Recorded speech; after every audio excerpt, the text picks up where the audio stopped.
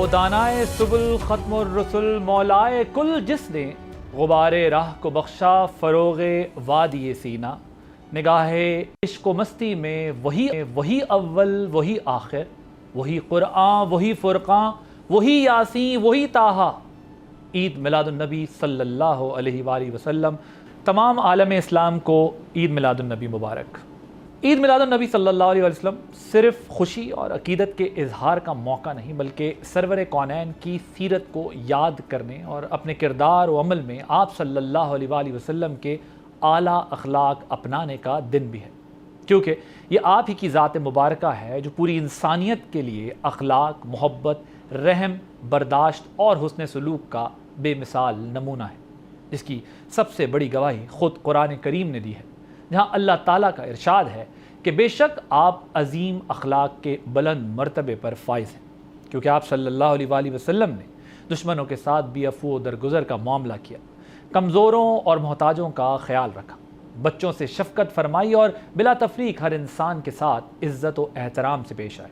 लिहाजा आपकी सीरत हमें यह सबक देती है कि हकीकी मोहब्बत रसूल सल्लल्लाहु अलैहि वसल्लम के लिए नारे लगाने तक महदूद नहीं, बल्कि आपको किरदार को अपनी अमली ज़िंदगी का हिस्सा बनाने का नाम है। ख़ास तौर पर आज के दौर में जब माशरे में अदम बर्दाश्त और तलख़ी इंतहाओं को छू रही है, ऐसे में सीरत तैयबा ही वो सबसे रोशन रास्ता है जिस पर चल कर अमन और हुस्न अखलाक का हुसूल मुमकिन है। तो आइए इस अहम मौके पर हम सिर्फ चिरागा ही ना करें, बल्कि अपने दिलों और किरदार को भी इस नूर नबूवत से रोशन करने का अहद करें। और नाज़रीन, सीरत तैयबा का एक बुनियादी सबक इंसान की जान, इज़्ज़त और हुकूक का एहतराम भी है। यही वो मकाम है जहाँ अक़ीदत के साथ हमें अपने माशरे और अपने इदारों की ज़िम्मेदारियों पर भी सवाल उठाना पड़ता है। इस हवाले से आज सुबह पिम्स में एक अफसोसनाक वाक़या पेश आया। पिम्स अस्पताल वफाकी दारुल हुकूमत का अस्पताल, जहाँ पर जब ये सुबह ख़बर आई तो दिल कट गया, तकलीफ़ में गया। हर इंसान, हर आँख रो रही थी ये जानकर कि गायनी वार्ड की नर्सरी में आग लगने के नतीजे में 14 नौमौलूद बच्चे अल्लाह को प्यारे हो गए। जो इब्तदाई इत्तलात आई उसके मुताबिक आग एसी के कंप्रेसर में धमाके के बायस लगी। तहम वाक़े के बाद अस्पताल इंतज़ामिया की कारकर्दगी पर बहुत सारे संगीन सवालात अब उठ गए हैं। वालिदैन का इल्ज़ाम है कि आग लगने के वक्त अमला मौके पर मौजूद ही नहीं था, जबकि वाहिद बच जाने वाली नौमौलूद बच्ची की खाला के मुताबिक उसने अपनी मदद आप के तहत बच्ची को नर्सरी से बाहर निकाला है। इसी तरह फायर ब्रिगेड की आमद में मुबैना ताख़ीर के इल्ज़ामात भी मामले की संगीनी को मज़ीद बढ़ा रहे हैं। इस सूरत हाल में वज़ीर आज़म ने हेल्थ सेक्रेटरी को मुअत्तल करके आला सतही तहकीकाती कमेटी कायम कर दी है, लेकिन नाज़रीन, तहकीकाती कमेटी यकीनन हक़ाइक़ सामने ला सकती है, ज़िम्मेदारी का तयन कर सकती है, मगर उन मासूम जानों को वापस नहीं ला सकती। इसलिए असल सवाल ये है कि क्या नर्सरी में मौजूद नौमौलूद बच्चों की हिफाजत के लिए तमाम ज़रूरी इंतज़ामात किए गए थे? क्या इमरजेंसी की सूरत में अमला जो था वो फायर सेफ्टी, रेस्क्यू और एम्बुलेंसेस का कोई मौसर इंतज़ाम मौजूद था? और सबसे बढ़कर, अगर तहकीकात में किसी गफलत या कोताही साबित हुई है तो क्या ज़िम्मेदारों का वाकई एहतसाब होगा?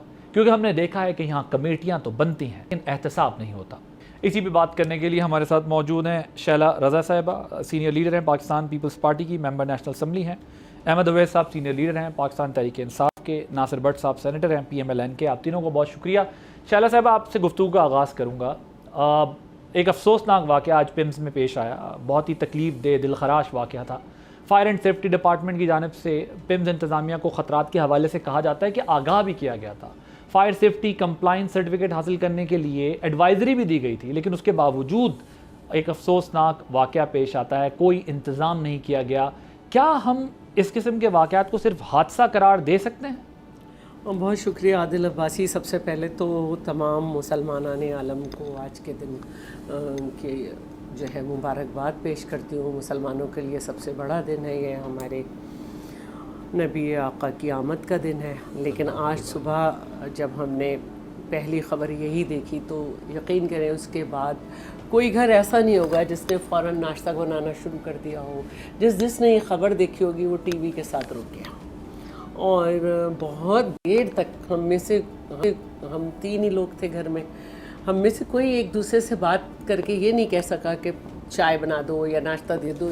हम लोग सारे हैरान थे कि ये क्या हो गया। और आईसीयू में बच्चे हैं, ये भी नहीं कि अब आईसीयू में अगर इस हैं तो इसका मतलब है 4-5 पैरामेडिक्स के लोग, पैरामेडिकल स्टाफ के मेंबर होने चाहिए, 1 से 2 डॉक्टर तो होनी चाहिए अगर आईसीयू है, और यकीनन कि उनके अटेंडेंट बाहर हैं। तो जो बात सामने आई उसमें ये है कि जो एक बच्ची बच गई है या बच्चा बच गया है, उसी की खाला है कौन है, उसने कहा कि अपनी मदद आपसे बचाया। फिर कुछ खबरें आई कि जब शोर मचे तो डॉक्टर्स भागते हुए आए, फिर उन्होंने ताला खोला, यानी कि वो बंद करके गए थे। तो मैं हैरान हूँ कि मिनिस्टर साहब की नोटिस में ये बात अभी पिछले हफ्ते भी आई होगी कि फॉर्मर वज़ीर आज़म पहुँचे तो एंजियोग्राफी की मशीन 9 साल से ख़राब थी, और उनकी जुरिस्डिक्शन में 2 ही हॉस्पिटल आते हैं, एक पेम्स और एक पॉलीक्लिनिक। और पेम्स इतना बड़ा हॉस्पिटल है, पूरी एक दुनिया वहाँ पे होती है।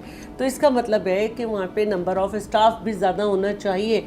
तो स्टाफ का ना होना, लोगों को खुद बचाना, शायद 4-5 बच्चे और बच जाते अगर 4-5 लोग वहाँ पे होते, अतराफ में होते। तो इससे लगता है कि ये एक रूटीन है कि वहाँ पे इस तरह से बंद करके और वहाँ पे स्टाफ नहीं होता। तो बहुत अफसोस हुआ मुझे। और देखें, अब आप अगर ये कहें कि देर से फायर फाइटर्स आए तो आ भी जाते, तो आपने वो रास्ता देखा जिससे चढ़ के वो गए। वो तो खिड़कियां इसका मतलब है कि वहाँ पे कोई ऐसा इंतज़ाम नहीं था। खिड़कियाँ तोड़ना एक अलग बात है, कितना हाई था वो सारा, कि उन्हें पूरी एक सीढ़ियाँ लगानी पड़ी। तो अब ये कहना कि फायर फाइटर देर से आए, देखिए आग ये नहीं देखती है कि 10 मिनट बाद इत्तलात की गई, 10 मिनट में आई।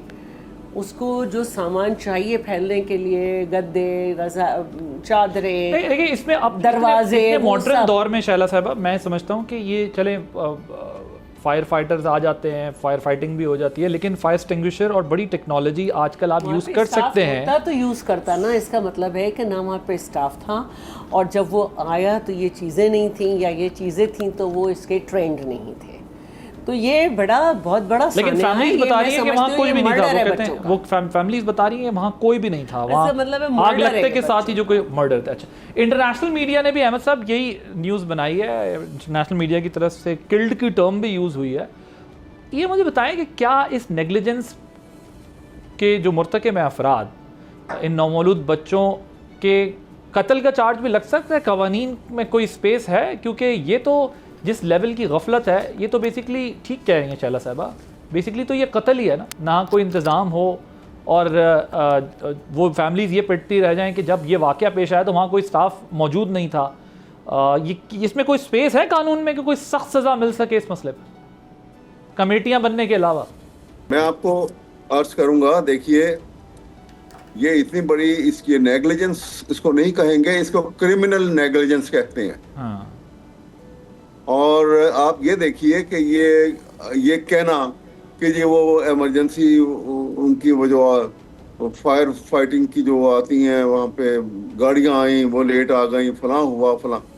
कोई हॉस्पिटल, कोई public place as per law function नहीं कर सकती, कोई होटल, जब तक हर कमरे के अंदर, हर जगह पर फायर अलार्म ना लगा हुआ हो।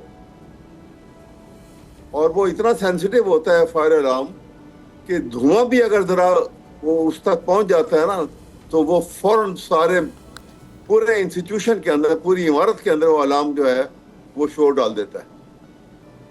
यहाँ पे आलम यह है कि there was no fire alarm. सबसे खतरनाक बात जो क्रिमिनल नेग्लिजेंस में ये सब मुलविस है उसके अंदर, इंक्लूडिंग मिनिस्टर। देखिए ना, मिनिस्टर जो है उसके होते हुए एक इतना बड़ा हॉस्पिटल इस अंदाज में चल रहा है, और उसमें ये चीज़ नहीं है। ये बुनियादी चीज़ें हैं जो ख़त्म मालूम होनी चाहिए, और उनके ऊपर फ़ौरन तवज्जो देने की ज़रूरत होती है। यानी अगर हॉस्पिटल का आज जो है वो उनका इंचार्ज जो है, उनका वो मेडिकल स्टूडेंट, ये कह दे कि जी ये मुझे तो ये नहीं पता था, ये नीचे किसी ने वो नेग्लिजेंस की, कोई सो गया, फलां हो गया, भाई बुनियादी बात है कि आप तुम्हारे अगर हॉस्पिटल के अंदर फायर अलार्म नहीं है और हर कमरे के अंदर, हर वार्ड के अंदर नहीं है, तो मुझे बताओ किसकी नेग्लिजेंस है ये? It goes down to the line. आप देखिए कहां तक की जाती है। और ये कि आप अगर आज एकदम से एक टीम बना के और इस वक्त आप रेड कर लें तमाम बड़े हॉस्पिटल्स की, तो आपको हैरानी होगी यही देखकर कि कहीं किसी हॉस्पिटल में आपको नजर नहीं आएगा। ठीक कह रहे हैं आप। ये इतनी खतरनाक सूरत हाल पैदा हुई है, ये तो सामने आ गई। और मैं कहता हूं कि देखिए, एक सेंटेंस जो है कि जी वजीर आजम ने इजहार अफसोस कर लिया, क्या उन वालिदैन के सीने पे हाथ रख के पूछो कि जो बच्चे अपने बच्चों की सेहत के लिए उन्होंने हॉस्पिटल में दिए थे, वो वहां से मौत का परवाना लेकर जल के जन भूल के उनकी लाशें वहां से निकली हैं बाहर। कितना बड़ा तकलीफ दे वाकया ये। ठीक, इररिस्पेक्टिव इसको इंसानियत को सामने रखें, भूल जाएं पॉलिटिकल पार्टीज को, भूल जाएं कि कौन क्या है। बिल्कुल सही बात। बहुत ही तकलीफ दे लम्हा था ये खबर देखना भी। और अभी मैं देख रहा था थोड़ी देर पहले, और मैं एक गुजारिश करूंगा कि यहाँ पे जब तक आप ड्रास्टिक स्टेप नहीं लेंगे, और दैट इंक्लूड्स के जो वजीर सेहत है ही मस्ट बी रिजाइंड और उससे इस्तीफा लिया जाए। मैं आपको एक वाकया बता देता हूँ। लाल बहादुर शास्त्री जो इंडिया के वजीर आजम थे, जिन्होंने ताशकंद डिक्लेरेशन के ऊपर साइन किए थे और कहा गया था कि ही डाइड ऑफ जुबिलेशन वहां पे, क्योंकि वो उन्होंने इतना अच्छा इंडिया के नुक्ता नजर से वहां पे कर लिया। तो लाल बहादुर शास्त्री उससे पहले इंडिया के रेलवे के मिनिस्टर भी रह चुके हैं, और वहां पे एक रेलवे का हादसा हुआ था और उन्होंने इस्तीफा दे दिया था। ये रिकॉर्डेड है। तो हमारे यहाँ रेलवे के हादसे छोड़े आप, यहाँ पे हादसा की तो इंतहा है, लेकिन किसी में ये जुर्रत नहीं है, ना अखलाकी जुर्रत है, ना कानूनी एतबार से कि उनको क्या स्टेप लेने चाहिए और क्या स्टेप नहीं लेने चाहिए। हम एक दूसरे को बचाते हैं। ये देखिए, शॉपिंग प्लाजास में आग लगती रही है, यहाँ पे फैक्ट्रीज में आग लगती रही है यहाँ पे। लेकिन मैं इस वक्त सवाल ये कि अस्पताल और वफाकी दारुल हुकूमत का अस्पताल और सिफारशी कल्चर का अस्पताल, घर में भी अकेला नहीं छोड़ा जाता इतने छोटे बच्चों को। बिल्कुल, तो आईसीयू में।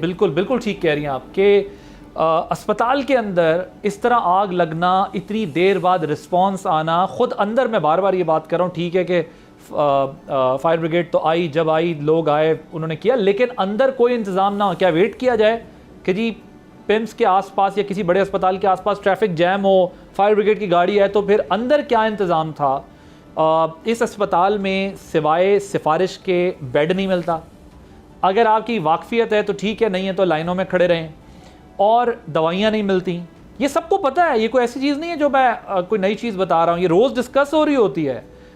ये पाकिस्तान के हर बड़े शहर के अस्पतालों का हाल है, लेकिन ये तो वफाकी दारुल हुकूमत की दास्तान हम बता रहे हैं कि जहाँ पर ठीक है ओवरबर्डनड है, इसमें कोई शक नहीं है, लेकिन उसके अकॉर्डिंगली चीज़ों को डील करने की ज़रूरत होती है। जैसा चैलेंज है आपके सामने, कोई ओवरबर्डन नहीं है, नहीं है तो सही नहीं। अहमद साहब, मैं इसका विटनेस हूँ, मैं ये तो नहीं कह सकता ये ओवरबर्डनड है। ये 4 लाख की आबादी का हॉस्पिटल था, आज वाकई एक 40-50 लाख की आबादी को डील कर रहा है। आज़ाद कश्मीर यहाँ आता है, मरी यहाँ आता है, KPK की आबादी यहाँ पे आती है, इसमें कोई शक नहीं है। लेकिन सवाल ये पैदा होता है कि जब हमें ये पता चल चुका है कि ये आबादियाँ अपने इलाके छोड़कर यहाँ से इलाज कराने आते हैं, तो हमने उसके अकॉर्डिंगली कोई डिसीजंस किए हैं या नहीं किए हैं, या अगर नहीं भी करने हैं तो बताया जा सकता है कि हमने आपका ट्रीटमेंट यहाँ नहीं करना, आप ट्रीटमेंट अपना कहीं से करवा ले। शैला साहब, ये पाकिस्तान के बड़े बड़े सरकारी अस्पतालों का में फायर सेफ्टी के हवाले से क्या वाकई टाइम नहीं आ गया कि कंप्लीट ऑडिट होना चाहिए, ताकि ये जो पिम्स जैसे सानेहात हैं, क्रिमिनल नेग्लिजेंस जो हुई है, दोबारा ना हो सके? आप पीपल्स पार्टी क्या इस मामले से मुताल्लिक, पार्लियामान में आप भी मौजूद हैं, कोई मुतालबा डिमांड कर सकती है, या इस पर काम आप लोग मिलकर क्यों नहीं कर सकते कि पूरे पाकिस्तान के इस वक्त हॉस्पिटल्स का ऑडिट किया जाए कि कहाँ क्या स्टेटस है कि फ्यूचर में बच सके? हर बिल्डिंग का देखिए, हर बिल्डिंग में इंसान बसते हैं, हर बिल्डिंग का। ये उस वक्त क्यों होता है जब कोई हादसा हो जाता है, हर डिपार्टमेंट के डिस्ट्रिक्ट ऑफिसर्स हैं।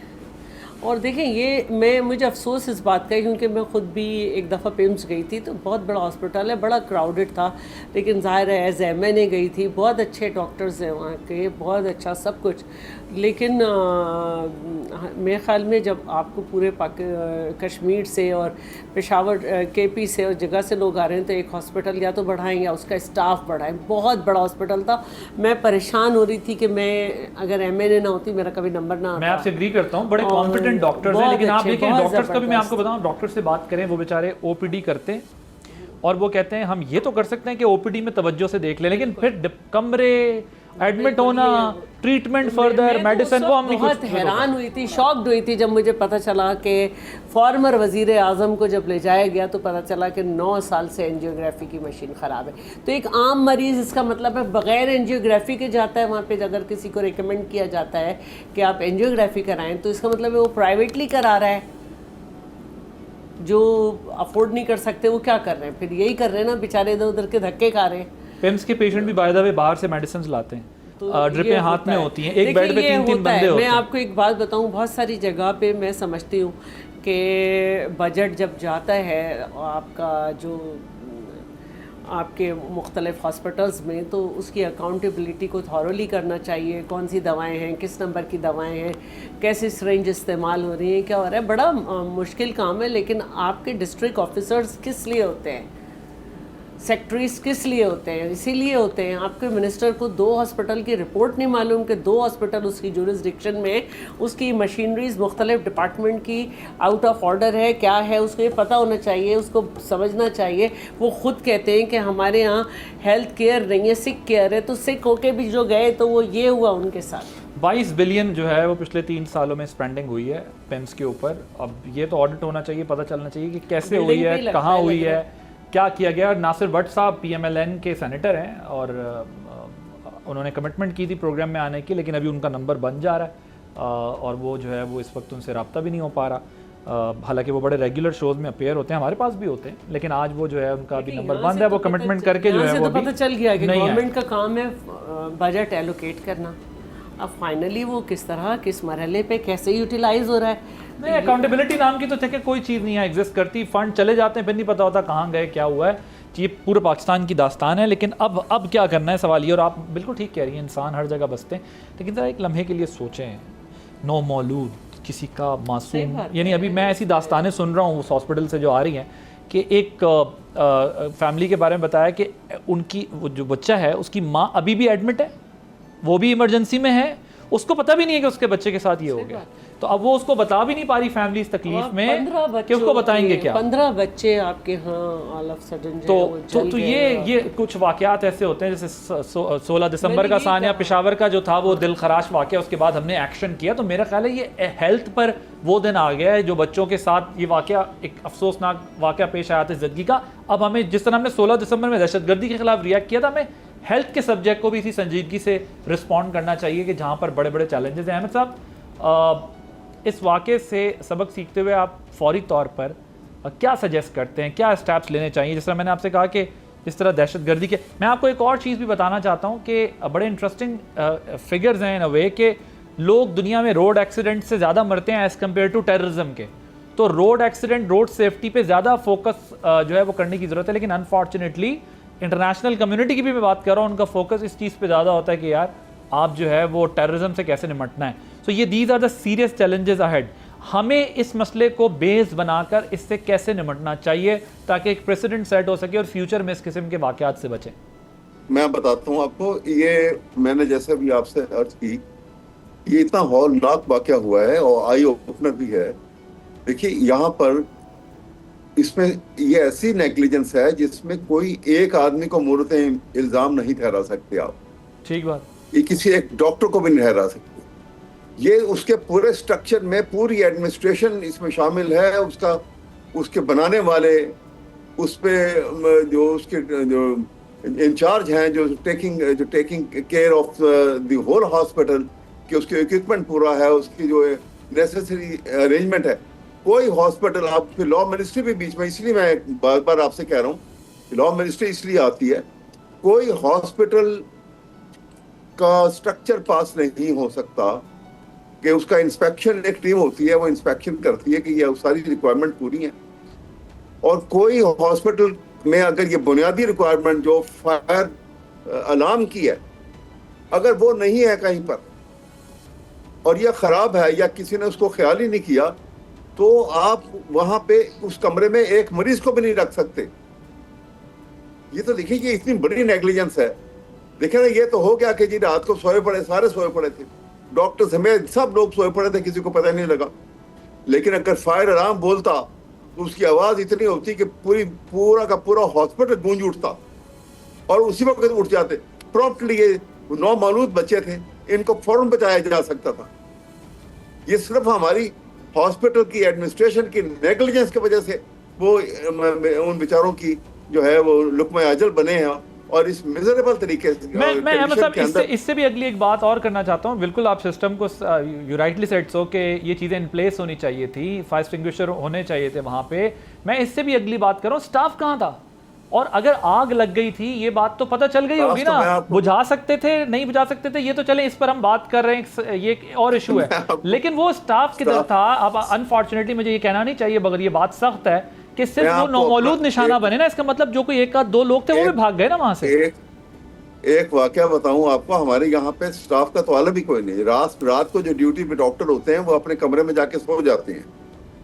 मैं आपको अपना एक जाती बिल्कुल जो एक्सपीरियंस की बेस के ऊपर बताता हूँ कि एक दफा मेरी बच्ची छोटी थी, हॉस्पिटल में उसको वो फूड पॉइजनिंग हो गई, एडमिट कराया उसको चिल्ड्रन वार्ड में, इमरजेंसी में ले गए, उसको ड्रिप वगैरह लगे। तो रात के 1-2 बज गए और उसके बावजूद तो जो है उसकी वॉमिट और उसके इमोशन नहीं रुक रहे थे। मैं ढूंढता हुआ अगर रात के 2 बजे डॉक्टर के कमरे में पहुंचा, सोया पड़ा था। मैंने जगाया उनको, मैंने कहा देखें आप यहाँ पे सो रहे हैं, वो बच्ची की हालत ज्यादा खराब हो रही है। तो वो मुझे कहने लगा, आंखें मल ली उसने और कहा लगा जी आप उसको बाई माउथ कुछ ना दें। मैंने कहा भाई बाई माउथ कुछ नहीं दे रहे हैं, उसको ड्रिप लगा हुआ है। तो फिर उसने मुझे कहा, उसने कहा जी आपको मैं कह रहा हूँ ना कि बाई माउथ कुछ ना दें और ठीक हो जाएगी। तो जब उसने दोबारा कहा तो मैंने कहा मैं रात से वहीं बैठा हुआ उसके बेड के ऊपर हूँ मैं, और मैं देख रहा हूँ उसको, मॉनिटरिंग कर रहा हूँ उसके मुस्तकिल, और कोई ऐसी बात नहीं है, कोई उसको मुंह। जब मैंने ये कहा तो उसने एकदम अलार्म हो गया, खड़ा हो गया, उठ के कहने लगा जी वो तो उसमें तो कोई मर्द अंदर वार्ड में आ नहीं सकता, आप वहां कैसे आके बैठ गए? मैंने कहा मैं इसलिए बैठ गया, मैंने कहा मैं इसलिए बैठ गया कि आप सोए हुए थे। तो फिर वो उठ के भागा हुआ आया और वहां सारे शोर में मचा। ये हमारा आलम है हमारे यहाँ पे, क्योंकि किसी को सजा नहीं होती, किसी को उसकी नेग्लिजेंस, क्रिमिनल नेग्लिजेंस के ऊपर, क्रिमिनल एक्ट के ऊपर हम अगर किसी को सजा देना शुरू कर दें, करप्शन के ऊपर सजा देना शुरू कर दें, पाकिस्तान के हालात बदल जाएंगे। लेकिन क्योंकि ये पूरा सेटअप है, इसमें सारे लोग मुलविस होते हैं, हर एक के अपने अपने हिस्से होते हैं। मुझे तकलीफ से ये बात कहनी पड़ रही है, लेकिन आज की बात नहीं है कि मैं आज कहूँ कि आज ही ऐसा हो रहा है। ये हमारा मुस्तकिल फीचर है पाकिस्तान के अंदर। यही वजह है कि हम कहाँ पहुंच गए हैं, किस हालात में चले गए हैं। शैला साहब, एक इसका ज़ाहिर है एक तो इंतज़ामी पहलू है, सरकारी ओहदे, इंतज़ामी पहलू पे तो हम बात करें, लेकिन एक इसका अखलाकी पहलू भी है। हम सब ओवरऑल में बात करूं तो हम सब भी अपनी रिस्पॉन्सिबिलिटीज़ पूरी नहीं करते। हम कभी त्योहारों को बहाना बना के अपनी फ़राइज़ से जान छुड़ा लेते हैं, कभी हम अपना बर्डन किसी और पर डाल देते हैं, ये मेरी ड्यूटी नहीं है, किसी और की ड्यूटी है। कभी हम इल्ज़ामात लगा के, फिंगर पॉइंट्स करके एक दूसरे को अपना टाइम गुजारते हैं। मेरा सवाल ये है कि क्या बतौर माशरा भी हम इस अखलाकी पस्ती में नहीं चले गए कि जिसकी जो जिम्मेदारी है वो पूरी करने के बजाय दूसरे पे इल्ज़ाम लगा के वो चला जाता है? तो ये भी एक बड़ा पहलू है जो ये बात कर रहे हैं। डॉक्टर है, अब मिसाल के तौर पे जिसकी ड्यूटी है, फिंगर पॉइंटिंग तो आसान है यार, इसने किया उसने किया, हम सब कह सकते हैं।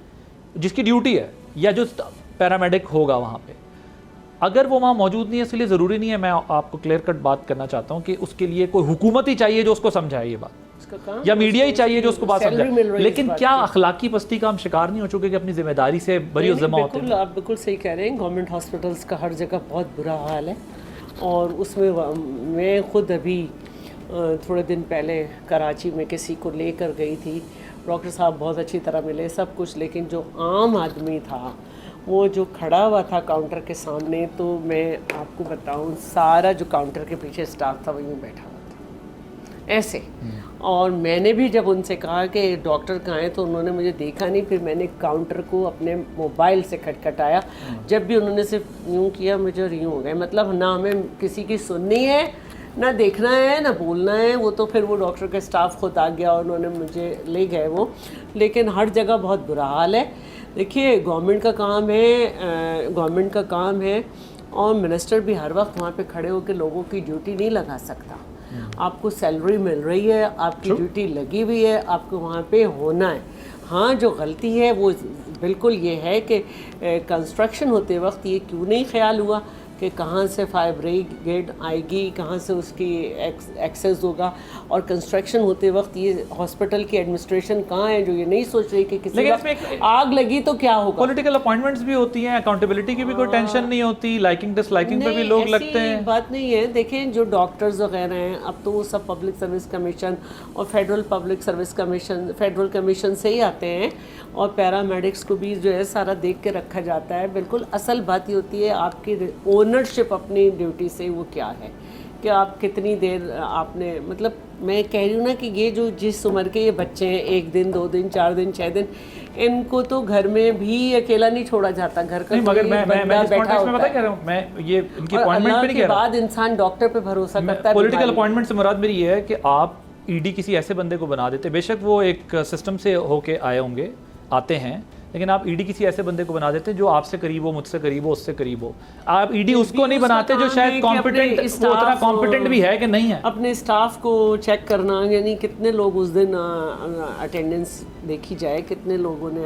तो ये तो किसी एग्जीक्यूटिव डायरेक्टर का काम है, इसके लिए किसी सेक्रेटरी या वजीर या उनका तो नहीं है, हुकूमत का होना जरूरी तो नहीं है। और ये क्यों नहीं सोचा गया कि आग लगेगी तो कैसे इसमें एक्सेस होगा, सब क्या होगा। अगर वहाँ पे लोग थे तो क्या उन्होंने कोशिश नहीं की आग बुझाने की। सारे नेग्लिजेंस, क्रिमिनल नेग्लिजेंस है, मैं इस वक्त ही समझती हूँ। और ये वाकई बड़े हैरान कुन बात है कि क्यों नहीं सोचा। देखें अकाउंटेबिलिटी ना होने का ये नतीजा है इस मुल्क में कि आप भी देखें, अपनी भी बात करिए ना कि आप एज मेंबर नेशनल असम्बली गई तो आपको वहाँ फिर भी एंटरटेन कर लिया गया या आपको अकोमोडेट किया गया। मिसाल के तौर पर आपको बात कर रहा हूँ, अहमद ओवैस साहब किसी रेफरेंस से चले जाएंगे, मैं किसी रेफरेंस से चला जाऊँगा, शायद हमें सुन लेंगे।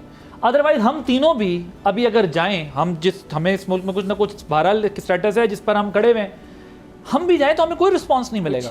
तो इसका मतलब ये कि फिर उस गरीब का क्या होगा जो बेचारा जिसको समझ भी नहीं आती कि प्रिस्क्रिप्शन आपने क्या लिख के दी है, इलाज कहाँ से कराना है, वार्ड। अब आप देखें, आप कह रही हैं कि आप खुद कह रही हैं कि मोबाइल में थे और आपको रिस्पॉन्ड नहीं किया, तो वो जो बेचारा प्रिस्क्रिप्शन लेके पूछता है उसके साथ क्या होता होगा कि मैं किस डिपार्टमेंट में जाऊँ, कहाँ खड़ा हूँ, किससे पूछूँ। बिल्कुल कोऑपरेटिव। और ये हमारी अखलाकी पस्ती है जिसकी मैं बात कर रहा हूँ अहमद साहब। उसके लिए ये जो अखलाकी पस्ती का हम शिकार हुए हैं, उसके लिए मैं बार बार कह रहा हूँ किसी हुकूमत का होना ना होना ज़रूरी नहीं है। जो हमारी रिस्पॉन्सिबिलिटी है, हम उससे भी बरी ज़िम्मा हो चुके हैं। अब ये जो शैला साहिबा वाक़या सुना रही हैं, आप इसको ज़रा अप्लाई करें एक आम बंदे पे कि वो प्रिस्क्रिप्शन लेके खड़े होते हैं और उन्हें डिपार्टमेंट नहीं बता रहे होते डॉक्टर। ये कंडक्ट स्टाफ भी ओवरऑल भी हो सकता है। नहीं होती पैनाडोल के अलावा वो रंग बिरंगी दवाएं, पता नहीं कौन सी दुनिया में जी रहे हैं। देखिए बात यह है कि देखिए इसमें कहते हैं ना कि water flows from high level to the low level, पानी ऊपर से नीचे की तरफ आता है। कौमें बनती हैं हमेशा ऊपर से, लीडरशिप एक एग्जाम्पल क्रिएट करती है, सेटअप करती है एक ऐसा सिस्टम जिसमें डिडक्शन ऑफ ड्यूटी के ऊपर, क्रिमिनल नेग्लिजेंस के ऊपर, करप्शन के ऊपर कोई कॉम्प्रोमाइज नहीं किया जाता। आप सिंगापुर की मिसाल लें, हमें कैसे बना 10वीं 60 की दिहाई के अंदर यही सिंगापुर जो है, यहाँ पे सिर्फ सी पायलट्स होते थे जो कश्तियां लूटते थे यहाँ और इसे बकरे आपस में बांटते थे बैठ के। आज वो ली साहब जो उनके जो रिफॉर्मर आए थे, आज सिंगापुर दुनिया का सबसे तरक्की याफ्ता मुल्क है। इसी तरह से ये मलेशिया की मिसाल लें और कंट्रीज की। तो जब आप ऊपर आप करप्शन को बुरा नहीं समझेंगे और अपनी ड्यूटी के ऊपर जो है कोई पूरी नहीं कर रहा और गलतियां और नेग्लिजेंस हो रही है और उसको सजा नहीं होती है, तो इसलिए आप कह रहे हैं नीचे भी कुछ नहीं होता। आप देखिए, मैं आपको ये बताऊं कि मुझे नहीं ये बात ऑनेस्टली समझ आई। I don't know that person, मुझे नहीं पता सेक्रेटरी हेल्थ कौन है, मैं उनका बैकग्राउंड भी नहीं जानता। लेकिन आपने सेक्रेटरी हेल्थ को ठीक है हटा दिया ओहदे से, बट ये सेक्रेटरी हेल्थ का काम नहीं था। ये वो तो उनका काम पॉलिसी मेकिंग है या उस पर इम्प्लीमेंटेशन है। जो पॉलिसी बनती है गवर्नमेंट बनाती है तो उस पर इम्प्लीमेंटेशन है। ये तो एग्जीक्यूटिव डायरेक्टर पिम्स के वो अभी तक बरकरार हैं, उनसे कोई नहीं पूछ रहा कि भाई आपके नीचे ये सब कुछ हो रहा था और आपने सेक्रेटरी उठा के जो है वो बेशक अच्छा किया होगा, ये भी किया होगा, फिर ये तो जिम्मेदारी। भी देखिए ये एक असल किसी एक कोई एस्केप बोर्ड बनाने से बात नहीं बनेगी। आपने विदाउट इंक्वायरी कैसे कार्रवाई हो, सख्त कार्रवाई हो और हेड के ऊपर भी हो नर्सरी का है। आप अगर हेल्थ नहीं, नर्सरी का हेड नहीं चला साहब। मैं समझता हूँ कि एग्जीक्यूटिव डायरेक्टर को पता होना चाहिए ना कि मेरे किस डिपार्टमेंट के अंदर हो क्या रहा है। लेकिन मिनिस्टर को पता होना चाहिए कि हॉस्पिटल वो भी क्या जरूरियात accountable होती हैं। लेकिन मुझे एक चीज नहीं समझ आई ना, अभी इंक्वायरी नहीं हुई, अगर एक को हटाया है तो फिर तो बाकी भी हटने चाहिए थे, और इंक्वायरी के बगैर एक को हटा के आपने सिंबॉलिकली कुछ करने की कोशिश की है ना, या मतलब सुपरफिशियल किस्म का आपने ट्रीटमेंट दिया, सस्पेंड कर की ड्यूटी लगाई। उस आईसीयू के इंचार्ज से पूछे कि इधर कितने लोग थे। नासिर भट्ट साहब ने ज्वाइन कर लिया। बात सुनिए, उसके बाद कुछ नहीं होगा। इसलिए नहीं होगा कि जिस वक्त वहां पे दवाइयां ली जाती है ना, मिलियंस के अंदर, मिलियंस में, और वो अखराजात में जो आती हैं उसमें इनके कमीशन होते हैं मिलियंस में, और वो दर्जा के हिसाब से वो बांटे जाते हैं।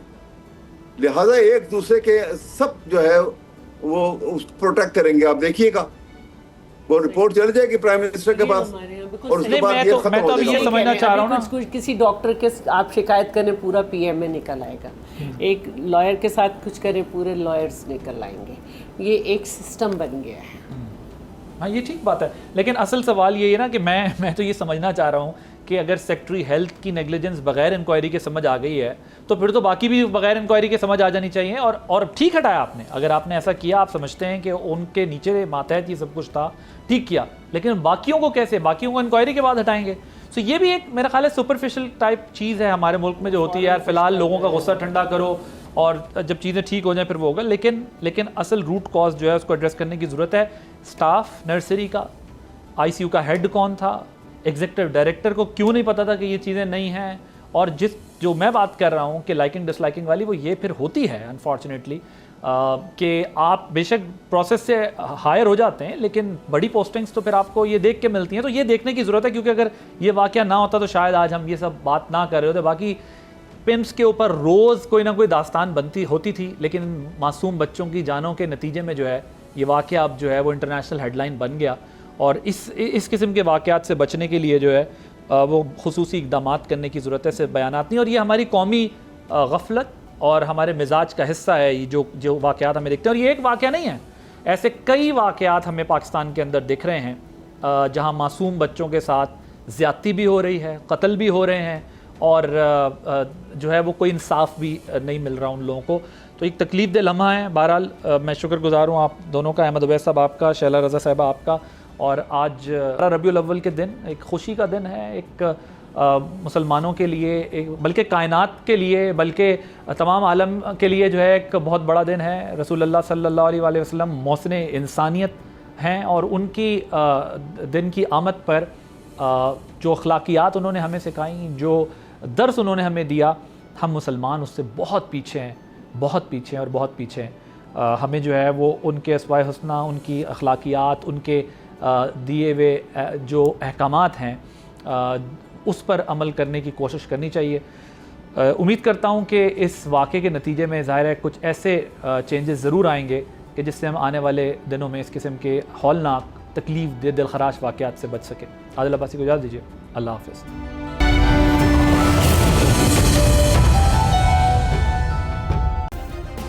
सब्सक्राइब करें और बेल दबाएं ताकि कोई खबर रह न जाए।